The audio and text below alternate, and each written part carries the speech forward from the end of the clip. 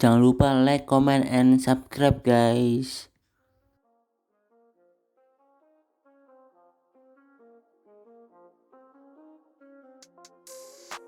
Tarif parkir mobil dengan seharga 10.000.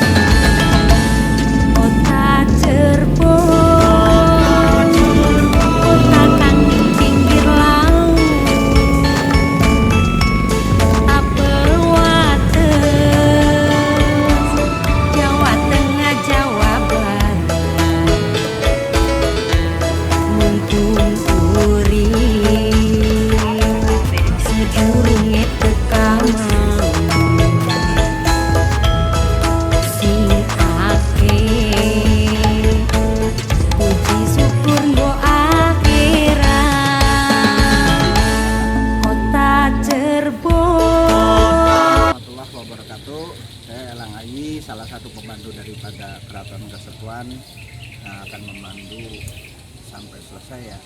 Dan kita sekarang ini akan melewati kompleks terdepan daripada Keraton Kasepuhan, yaitu kompleks yang disebut Siti Inggil. Siti Inggil dari bahasa Jawa, Siti artinya tanah, Inggil artinya tinggi. Tanah yang ditinggikan, yang fungsi daripada kompleks ini adalah panggung kehormatan pada saat melihat acara yang diadakan di alun-alun depan yang disebut alun-alun Sangkalabuana, dan acaranya dilaksanakan setiap hari Sabtu dikenal dengan Sabtonan, yang isi acaranya biasanya adalah pelatihan perang. Dan di kompleks Siti Inggil ini ada 5 bangunan yang masing-masing punya fungsi tersendiri. Sebelah timur yang kecil disebut Semar Pinandu yang berfungsi sebagai tempat duduk penasehat, yang di tengah yang besar ini Malang Semirang yang berfungsi sebagai tempat duduk sultan dan keluarga. Sebelah baratnya ada Pendawa 5 yang berfungsi sebagai tempat duduk panglima perang. Di belakang Pendawa 5 ada Karasmen yang berfungsi sebagai tempat dibunyikannya gamelan sekaten. Dan di belakang Malang Semirang di tengah ada Mande Pengiring yang berfungsi untuk tempat para pengiring sultan atau para pangeran untuk mengiringi sultan. Nah, kompleks Siti Inggil ini arsitekturnya Hindu, walaupun Cirebon Kesultanan Islam. Kenapa? Karena berdirinya Cirebon masih ada Majapahit, dan arsitek keraton Cirebon ini bernama Raden Cepat yang berasal dari Majapahit yang tinggal di Demak. Kita lanjut lebih ke dalam, silakan Mas.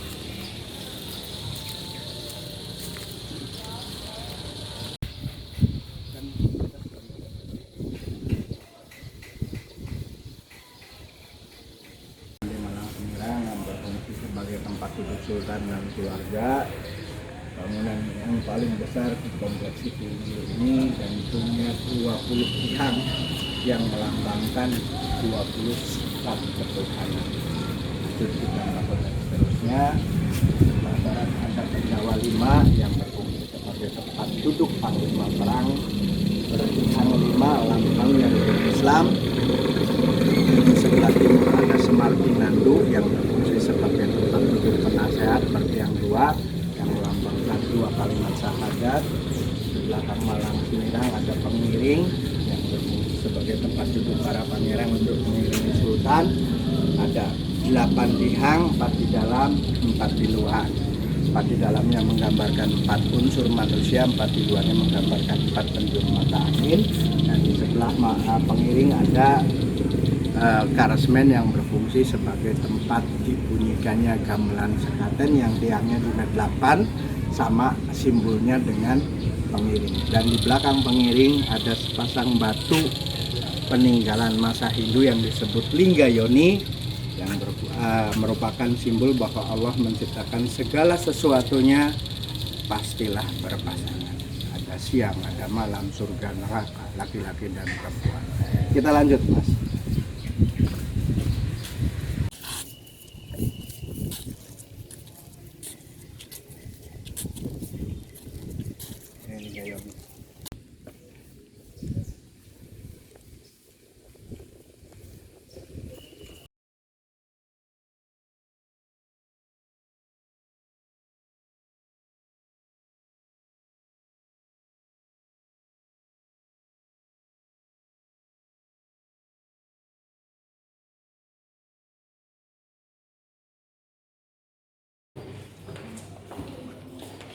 Ya, masih.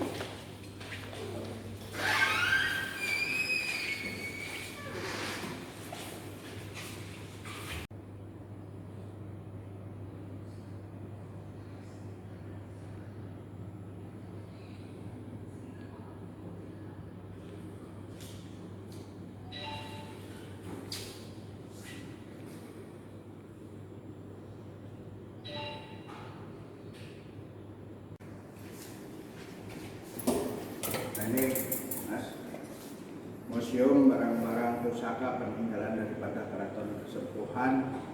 Yang isi museum ini koleksinya kurang lebih 2000-an. Ini ada barang peninggalan masa Pangeran Cakrabuana pada abad ke-14, berarti umurnya sekitar 600 tahun lebih. Di sini ada kujang, yang bentuk kujangnya disebut kujang wayang karena bentuk tokoh-tokoh wayang. Kemudian juga ada senjata khas Jawa Barat, ada cangak congkrang budi ya. Kemudian senjata pada masa Sunan Gunung Jati sampai Panembahan di wilayah ya, dari abad ke-15-16. Kemudian ada peti-peti peninggalan Sunan Gunung Jati, yang peti ini fungsinya dulu adalah tempat pakaian karena pada saat itu kita belum mengenal koper atau ransel. Ini pasti dibawa-bawa kemana-mana. Kemudian Ini terbuat dari apa, Pak? peti kayu. Oh, peti. Kayu yang dihiasi dengan mutiara kulit kerang. Kemudian ini dari Cina-nya, ini Mesir, ini Cina. Kemudian ini ada sanggar. Sanggar ini miniatur lumbung padi yang bahannya dari koin Cina atau uang kepeng ya, dianyam untuk miniatur lumbung padi, dan ada ukiran tahun 1510 dari Mantingan yang menggambarkan manusia yang belum mengenal peradaban sampai yang sudah mengenal peradaban. Dan ini merupakan peninggalan, sebagian kecil peninggalan istri Sunan Gunung Jati yang kebetulan salah satunya adalah putri Kaisar Cina Kaisar Yonglo yang bernama Putri Ongtin ya. Berupa keramik, ada mangkok-mangkok kecil. Kemudian ini ada senapan Portugis Mesir dan ada pedang pelantikan dari Prancis.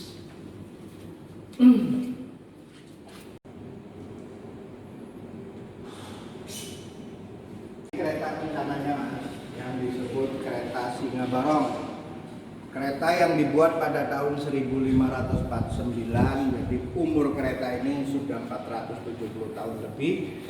Dan kereta ini merupakan hasil karya asli putra-putra Cirebon. Arsitek keretanya adalah cucu Sunan Gunung Jati yang bernama Pangeran Angkawijaya, dan beliau bergelar Ambanosari. Sebentar Mas ya. Ini adalah hasil karya asli putra-putra Cirebon. Arsiteknya adalah cucu Sunan Gunung Jati yang bernama Pangeran Angkawijaya, dan beliau bergelar Panembahan-Sari. Yang mengukir kereta ini adalah murid daripada Panembahan-Sari atau Pangeran Angkawijaya yang berasal dari desa Kalibulu di Pleret Cirebon yang bernama Kinataguna. Kereta yang merupakan simbol tiga budaya, Hindu, Buddha, dan Islam. Dari belalai gajah, kepala naga, dan sayap dari burung atau burung. Dari tiga unsur budaya ini dijadikan satu menjadi sebuah senjata yang disebut Trisula. Tri artinya tiga, sula artinya tajam. Tiga ketajaman di sini bukan artinya tajamnya senjata, tapi tajamnya daya pemikiran manusia, yaitu cipta, rasa, dan karsa. Kereta yang berfungsi dulu untuk kirap atau keliling kota pada saat peringatan Hari Besar Islam, terutama pada tanggal 1 Muharram. Yang nariknya adalah 4 ekor kerbau bule. Tapi sejak tahun 1942 kereta ini sudah tidak boleh difungsikan untuk menjaga tetap utuh, dan tahun 1991 kereta ini sudah diteliti oleh ahli kereta antik dunia dari Leiden, Belanda, dua Profesor Vos dan Profesor Harriet de Haar, yang dari penelitian ini menyatakan bahwa salah satu kendaraan tercantik, terantik, bahkan tercanggih di dunia adalah kereta Singa Barong. Cantik kenapa? Karena bentuk kereta ini tidak ada di tempat lain di luar Cirebon. Nanti kemudian antik ini buatan sendiri, mohon maaf, di tempat lain seperti Jogja dan Solo yang merupakan impor dari Belanda. Sementara ini ada hasil karya asli. Kemudian canggihnya tahun 1549, pada masa itu bangsa Eropa saja belum menemukan mobil, tapi ternyata nenek moyang kita duluan yang sudah menemukan mobil. Roda depan keretanya dengan sistem A setengah yang bisa dibelokkan 90 derajat, yang di mobil dikenal dengan power steering. Rodanya miring seperti mobil sekarang pun, kalau tidak ada beban, tidak ada penumpang, rodanya miring, tapi kalau ada penumpang, ada beban, dia akan tegak lurus ya. Kemudian badan keretanya menggantung dengan sistem suspensi, di kanan kirinya ada stabilizer. Keretanya jalan, badan akan mengayun ke depan dan ke belakang. Dari gerakan ayunan badan akan menghasilkan kepakan sayap. Sayap dihubungkan sama lidah, lidahnya akan menjulur keluar masuk. Jadi seolah-olah kereta ini hidup. Ya, kita lanjut lebih ke belakang, Mas.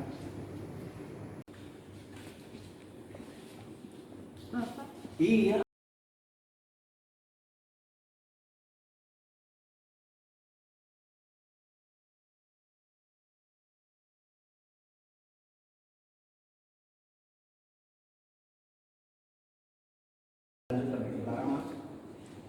Di gamelan-gamelan kuno ya, peninggalan dari abad, kalau ini tahun 1700-an, berarti abad ke-18, yang disebut gamelan Megamendung, yang berfungsi untuk mengiringi tarian keraton. Sebelahnya ada gamelan Degung dari abad ke-15 yang fungsi dari Banten, yang berfungsi sebagai pengiring untuk penyambutan tamu negara. Yang ada wayang kulit yang di dalamnya terdapat sekitar 400 lebih, yang umurnya di atas 500 tahun. Kemudian di sebelahnya ada gamelan Psikodeum untuk mengiringi wayang kulit ya, pagelaran wayang kulit. Dan ini rampasan tentara Belanda yang disebut sangkur atau bayonet. Nah, ini meriam dari India dan meriam dari Mongolia, merupakan hadiah pada Sultan Cirebon. Ini rampasan Portugis ya.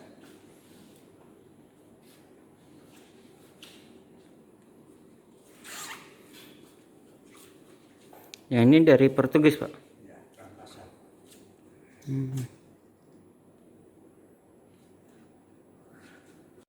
Dari era Sancang di Kabupaten Garut tahun 2004 melukis ini dasarnya dari mimpi. Ridho ini bermimpi melihat sosok ini, kemudian dilukis dan digambarkan sebagai sosok daripada Sri Baduga Maharaja Prabu Siliwangi. Secara logika, Prabu Siliwangi hidup di abad ke-14-15, kita belum mengenal kamera foto, berarti foto beliau saja tidak ada, lukisan pun tidak ada. Jadi ini imajinasi, cuman kenapa ini menarik untuk orang melihat ini lukisan 3 dimensi. Jadi seolah-olah posisi kita berada dimanapun, pandangan lukisan ini, pandangan Prabu Siliwangi akan mengikuti kita terus. Kita lanjut, Mas. Kita ke sini.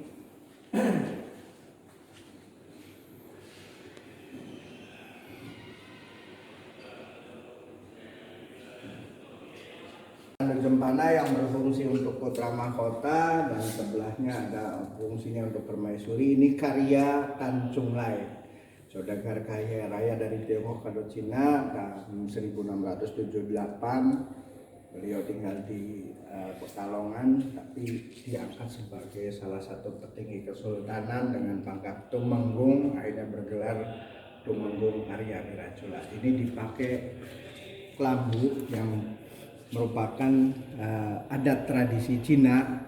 Jadi siapapun yang di dalam tidak boleh dilihat ya, ini ditutup. Dan di tengahnya ini ada tandu Garuda Mina, tandu yang fungsinya adalah untuk hitanan. Sebelum anak-anak dihitan, ini dihibur keliling kampung. Kalau sekarang di Subang, di Indramayu, di Purwakarta, di Kerawang disebut sisingaan. Sementara di belakangnya ini ada replika kereta Singa Barong yang dibuat pada tahun 1996.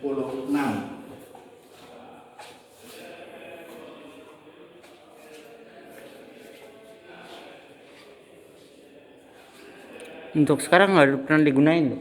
Ya.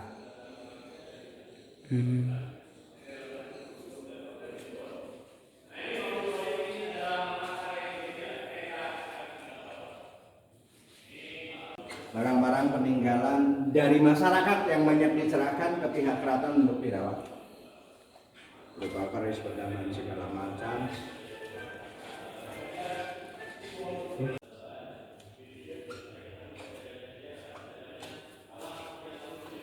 Ini juga ada pedang peninggalan masa perang dengan Portugis tahun 1527-an.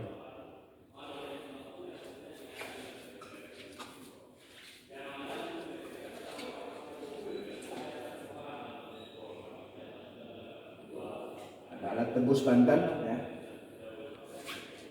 ilmu kekebalan tubuh, kesenian tradisional masyarakat Banten.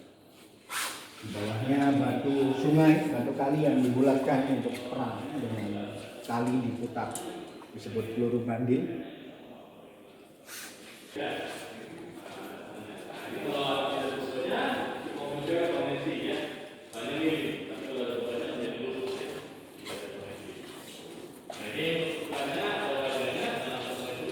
Ini baju perang, baju jirah pada masa perang dengan Portugis. Satu rompinya 5 kiloan, anti peluru dan anti senjata tajam, milik Kesultanan Cirebon.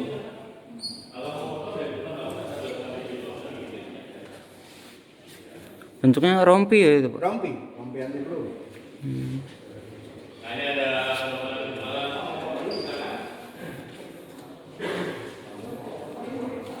Nah, ini senjata milik prajurit Kesultanan Cirebon berupa tombak.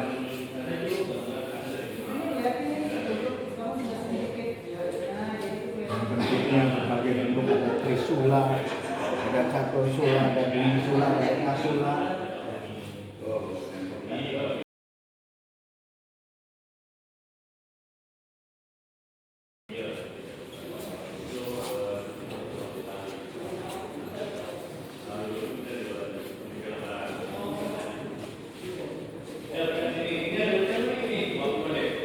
Ini ada tempurung kelapa yang mungkin tidak dikenal di kita. Ini kelapa janggi atau kelapa kembar. Dalam catatan kelapa ini cuma ada di Madagaskar, Afrika, dan merupakan buah terbesar di dunia, dan ini ditemukan Pangeran Cakrabuana setelah beliau pulang dari haji terapung di tengah laut Adem.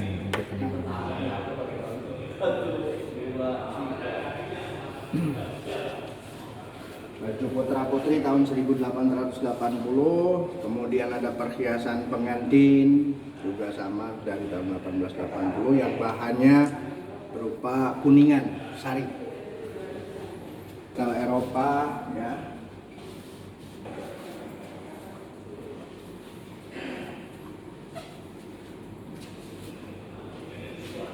ini bahannya kuningan sari dan ini dari perak.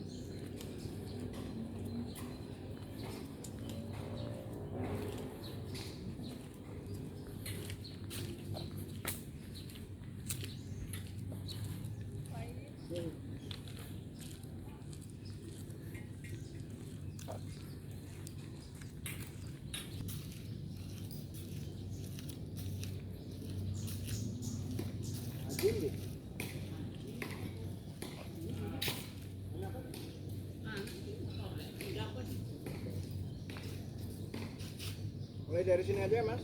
Sekarang ini berada di halaman utama keraton, ya. inilah keratonnya yang sekarang disebut Keraton Kesepuhan yang umurnya di atas 490 tahun. Dibangun pada masa Sunan Gunung Jati tahun 1529 dan sampai saat ini keraton ini masih berfungsi untuk menerima tamu negara dan untuk upacara-upacara tradisi. Yang paling sakral adalah upacara Maulid Nabi yang dikenal dengan upacara Panjang Pinang.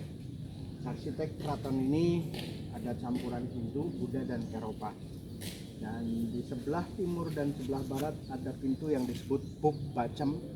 Buk itu bahasa Belanda yang artinya setengah lingkaran atau melengkung. Bacemnya artinya di Bacem itu pintu. Sebelum dibuat pintu, gelondongan kayu jati yang direndam di air yang bercampur lumpur, ya, barulah dibuat pintu. Nah, kemudian di sebelah timur, di sebelah Buk Bacem itu ada Kaputran, tempat tinggal para putra Sultan, para putra para pangeran. Kemudian sebelah baratnya adalah Kaputren, tempat tinggal para putri, ya. Kemudian di tengahnya ada Buntaman Dewan Daru, terdapat sepasang patung harimau putih di dalamnya yang merupakan simbol Pajajaran. Sunan Gunung Jati kalau dari ibu adalah putri Prabu Siliwangi, jadi cucu Prabu Siliwangi dari ibu. Kemudian kalau dari ayah, Sunan Gunung Jati ini keturunan dari Rasulullah, ayahnya bernama Syarif Abdullah, generasi ke-21 dari Rasulullah. Dan sepasang meriam dari kerajaan Galuh Pakuan, ya, kalau Pajajaran beribu kota di Bogor, sementara Galuh Pakuan beribu kota di Ciamis. Jadi muara terakhir Raja-Raja Sunda adalah Cirebon. Meja batu yang dibawa dari Kalingga India, dari Gujarat, ya, tahun 1811, dan di depannya ada patung sapi Lembu Nandi yang merupakan koleksi masa Hindu, dan sapi itu oleh umat Hindu disucikan karena tunggangan dari Siwa. Kemudian di sebelah timur pendopo ada disebut Sri Manganti. Sri artinya raja, Manganti itu menanti, yang merupakan tempat ruang tunggu, ya, menanti keputusan raja, ya. Kemudian di sebelah baratnya ada lunjuk dari kata petunjuk yang berfungsi sebagai tempat informasi. Nah, di keraton ini hiasan keramiknya ada berbentuk kotak dan berdua warna, yang dua-duanya dari Belanda. Yang kotak yang warna biru itu menggambarkan pemandangan alam Belanda, sementara yang warna coklat adalah kisah Nabi yang bersumber dari Injil Perjanjian Lama. Inilah keratonnya.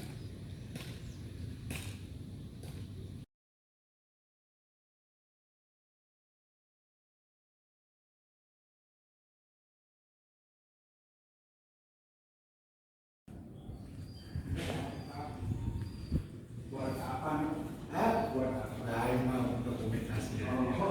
Biar ada kelihatan ada kegiatan kaji anak-anak. Iya. Kebetulan kan muridnya Kang Aib.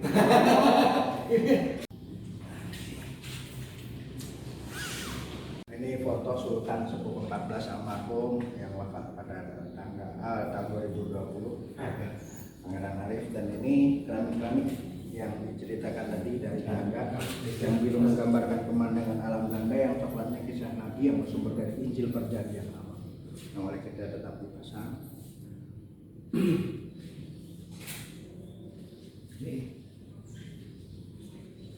Garis ayah dan garis ibu, ya, dari garis saya Rasulullah yang punya putri Sayyidatina Fatimah menikah dengan Sayyidina Ali, melahirkan Sayyid Husain.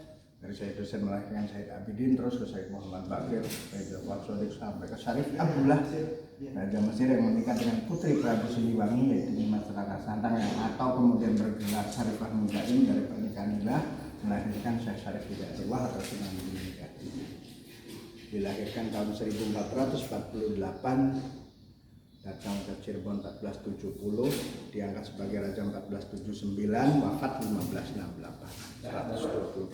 Ini Sunan Gunung Jati sampai Sultan ke-14. Orangnya gimana? Dekat kendaraan sini.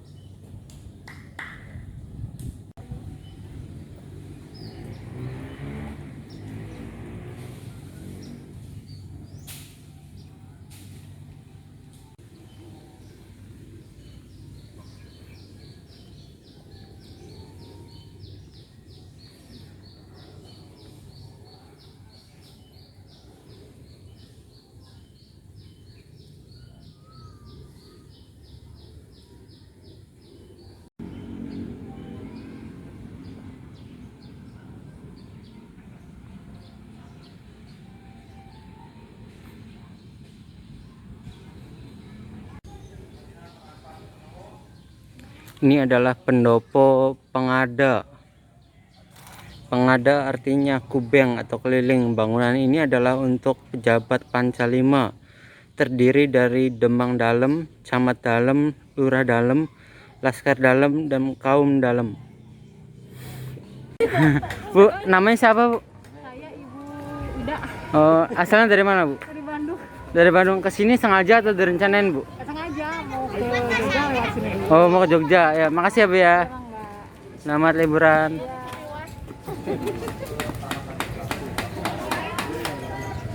Setelah capek berjalan-jalan cukup jauh ya, cukup lama, saya haus dan minum dulu.